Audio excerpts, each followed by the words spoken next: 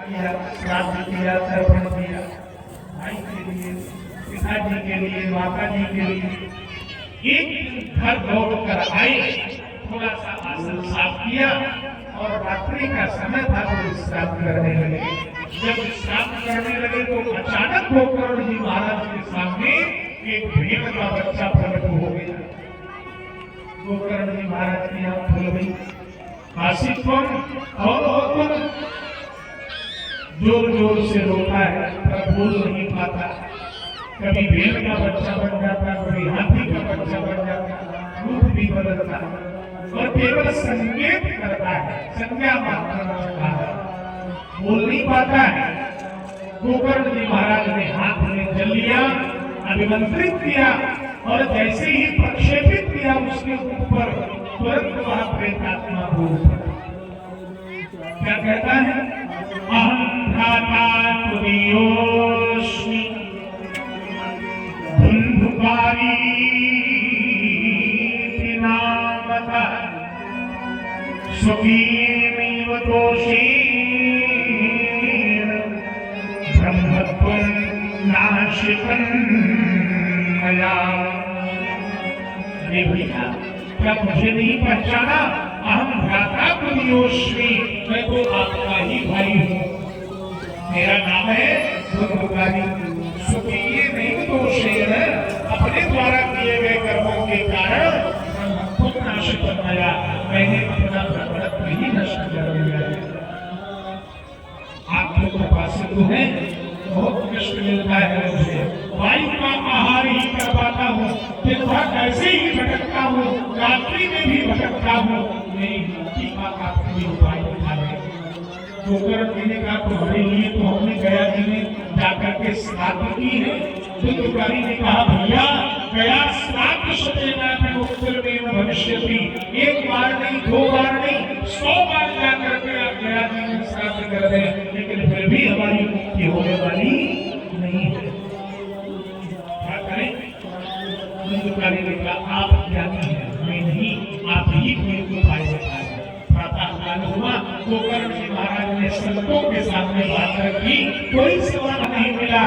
भगवान श्री सूर्य के आराधना तो ब्रह्मो जगत साक्षी भूरि में मुक्ति है। आप ही मुझे मुक्ति का उपाय बताएं। पर श्री सूर्य भगवान ने कहा श्रीमद्भागवतानुमुक्ति सप्ताहं वाचनम कुरु। गोकर्ण जाओ और श्रीमद् भागवत कथा का वाचन करो और जब वह प्रेतात्मा तुम्हारा भाई धुन्धुकारी सुनेगा तो उसका अवश्य ही कल्याण होगा। गोकर्ण जी महाराज प्रसन्न हो गए। आषाढ़ मास में बड़ा सुंदर आयोजन, एक वैष्णव ब्राह्मण को बुलाकर गोकर्ण जी महाराज ने बड़े सुंदर भाव से भागवत कथा का आयोजन किया। एक साथ गांठ वाले पास में आकर वायु के रूप में वह धुन्धुकारी, चूंकि प्रेत है तो प्रेत वायु के रूप में ही विचरण करते हैं। बैठे एक दिन की कथा जब पूरी होती तो एक ग्रंथ का भेदन होगा, द्वितीय दिवस द्वितीय ग्रंथ, तृतीय दिवस तृतीय ग्रंथ। इसी क्रम से जब 7 दिन पूरे हुए तो सप्त ग्रंथ वाले वंश की 7 गाथें टूट गई और जैसे ही 7 दिन पूर्ण हुए तो दिव्य रूप में वह धुन्धुकारी उन सब श्लोकाओं के मध्य में गोकर्ण जी महाराज के समक्ष प्रकट हुए। बोलिए वृंदावन बिहारी लाल की जय हो। और प्रकट होकर भागवत की महिमा का गान करने लगा। धन्या भागवती वार्ता प्रेत पीड़ा विनाशिनी सप्ताहो की कथा धन्य कृष्ण लोक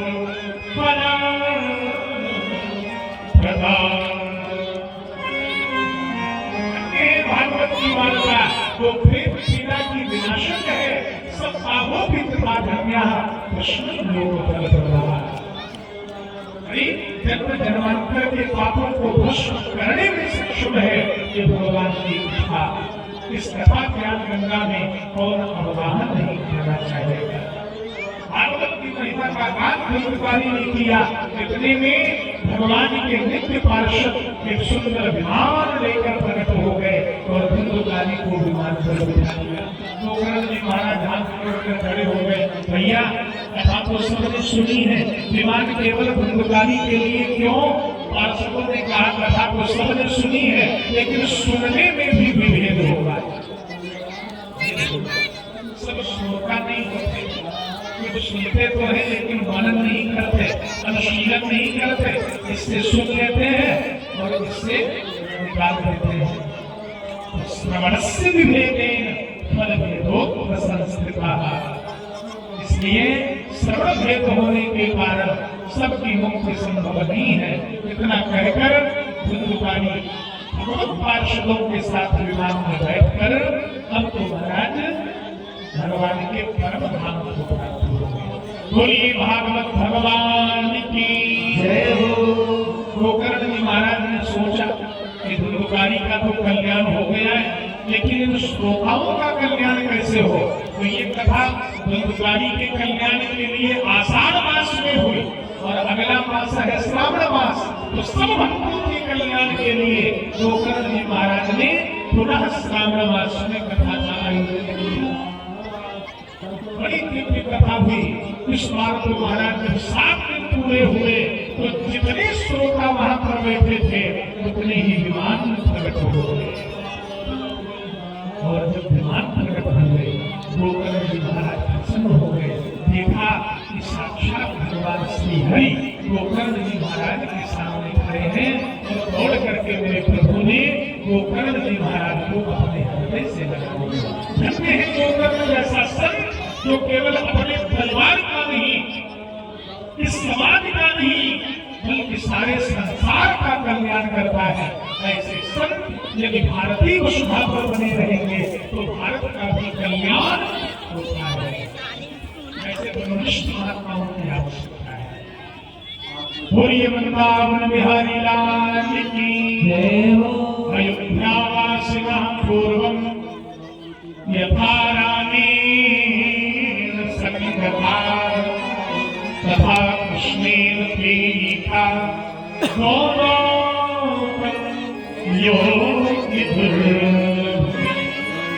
इस प्रकार त्रेता के कालखंड में प्रभु श्री राम जी के साथ समस्त अयोध्यावासी वैकुंठ को चले गए थे, परमात्मा को प्राप्त हो गए थे। उसी प्रकार आज गोकर्ण जी महाराज के साथ सब श्रोता समुदाय भगवान के परम धाम को प्राप्त हो गए। बोलिए भागवत भगवान की जय हो। सनकादि कहते नारद जी आप पूछ रहे थे कैसे कैसे पापी कर जाते हैं, तो समझिए धुंधुकारी जैसा पापी जिसने जीवन भर पाप किया और देह छूट गई, इसके बाद भी उसे भागवत की कथा सुनने का सौभाग्य प्राप्त हुआ तो उसका भी कल्याण हो गया। नारद जी ने हाथ जोड़ लिए, भैया मुझे विश्वास हो गया कि भागवत की धन है, भगवान श्री हरि का कृपा प्रसाद है जो आज हम सबके बीच में उपस्थित है। निवेदन ये कि भागवत की कथा करने का नियम क्या है, विधान क्या है, आप मुझे कृपा करके इतना और बता दें। 6वें अध्याय में नारद जी महाराज ने कहा तो सनकादिकों ने भागवत करने का विधान नियम इत्यादि देवर्षि नारद को बताया।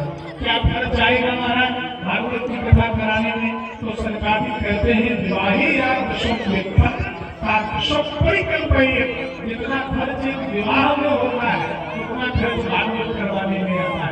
नारद जी ने कहा जितना न दे पाए तो सनकादिक कहते हुए जैसी श्रद्धा हो, ये कोई आवश्यक नहीं कि आप बहुत खर्च करें, न जैसी श्रद्धा आप में है आप अपनी श्रद्धा के अनुसार लेकर के भागवत कथा का आयोजन करें। वैष्णव ब्राह्मणों को बोलिए कैसा हो, वेद शास्त्र में पारंगत हो, विरक्त हो, वैष्णव हो, दृष्टांत देने में कुशल हो, समझाने में कुशल हो और कैसा हो, किसी भी प्रकार का कोई लोभ उसके अंदर न हो, हीरो हो, धैर्यवान हो, किसी भी प्रकार की उसके अंदर कोई स्पृहा न हो, कोई लोभ न हो, कोई लालच न हो, ऐसे ब्राह्मणों को बुलाकर श्री भागवत कथा का आयोजन करें, 5 ब्राह्मणों का वर्णन करें। तो ओम नमो भगवते वासुदेवाय मंत्र का जाप करें ताकि कथा में विघ्न बाधा न आवे। और नियम से क्या है, सनकादिक ने कहा लंबाहार सुखाहार, थोड़ा भोजन कर। ऐसे तो व्रत करके कथा सुननी चाहिए, लेकिन अगर शरीर आदेश न दे तो एक बार भोजन कर, और अगर फिर भी संतुष्टि न हो तो युक्ताहार विहार, किसी भी प्रकार का कोई प्रभाव कथा सुनने के बीच में न हो। तो अंत में दोष होता है, आलस्य का, प्रमाद का, और भोजन कर लिया तो बैठने में दिक्कत होगी, बहुत देर तक बैठ नहीं पाएंगे। इसलिए उतना प्रसाद खाएं जितने में बैठने में कोई आपत्ति न हो। इस प्रकार नियम संयम के साथ हम भगवान की पावन कथा को सुने। व्यासपीठ पर शुभ रूप प्रबोधज्ञ सर्वशास्त्र विशारद देव के स्वरूप में व्यासपीठ पर व्यास को बिठाकर उनका पूजन करें और हर प्रकार से सम्मान करते हुए उनके सुंदर शरीर से भागवत कथा का श्रवण करें। बोलिए वृंदावन बिहारी लाल की जय हो। और जब भागवत कथा का विश्राम हो तो सभी भक्त मिल करके भगवान के नाम का संकीर्तन करें। जैसे ही सनकादिकों ने नाम संकीर्तन की बात करी तो सब भक्त प्रसन्न हो गए। नारद जी महाराज प्रसन्न हो गए। जैसे ही नाम संकीर्तन की बात आई तो अपनी वीणा को नारद जी ने संभाल लिया। उद्धव जी महाराज, प्रहलाद जी महाराज, उद्धव जी महाराज मंजीरा संभाल लिया। प्रहलाद जी महाराज थाली बजाने लगे। नारद जी महाराज ने वीणा पर राग छेड़ना प्रारंभ कर दिया। अर्जुन जी महाराज बड़े भारी संगीत के आचार्य हैं, उन्होंने राग रागनी में अलाप लगाना प्रारंभ कर दिया। पर बिना ताल के तो राग अधूरा है। तो देवराज इंद्र ने अपना मृदंग उठा लिया और मृदंग उठा करके देवराज इंद्र ने कीर्तन में मृदंग पर हाथ देना प्रारंभ चल रहा है भाई। चला तो बीच में जय हो बलिहारी हो, बलिहारी हो, बीच में लट्ठा मोरे कैसे आप भाई मैं से हालत में उड़ा चढ़ाते हैं भाई कल जाए का गाड़ी से पहन के आओ। अरे मैं सीधा पहुंचने से चला वहां निकल घर नहीं गए का घर नहीं क्या तो है जैकेट इनो तो जैकेट। अरे बहुने से है पहन ना होता क्या जा पहन के या साइकिल है या वाइट रहता है वाइट रहे खत्म हुए वाला है बस खत्म हुए वाला है आरती हो जाती है। हाँ वाइट शिवा वादन नृत्य न हो तो भी गायन हो, वादन हो और नृत्य न हो तभी संगीत पूरा नहीं होता। तीनों की पूर्णता होनी चाहिए तब संगीत पूर्ण होता है। तो गायन करने वाले लोग हैं, वादन करने वाले लोग हैं, लेकिन नाचने वाला कोई नहीं है। भक्ति मैया सोचने लगी हमारे बिना सब अधूरा है। तो हाल भक्ति मैया उसी बढ़िया हो गई। उस समाज में प्रकट होकर नृत्य करने लगी।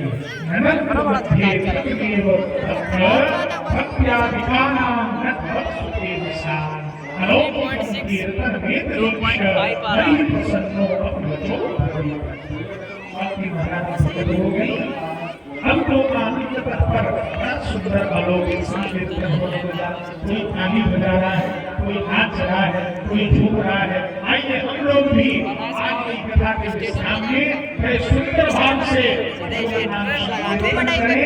और भगवान नाम संकीर्तन हो, झूम कर हो, नाच कर हो, गा कर हो, ताली बजा कर हो और बड़े भाव से हम सभी भक्त मिलकर भगवान के नाम का संकीर्तन करें।